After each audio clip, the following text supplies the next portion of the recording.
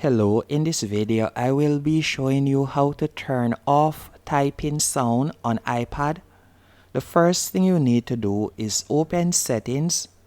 Then from here you're going to tap on sounds. Then you will see keyboard clicks. You're going to simply toggle that off. Again, all you'll need to do is go into settings, tap on sounds, then right where you see keyboard clicks, you're going to toggle it off. And that's it.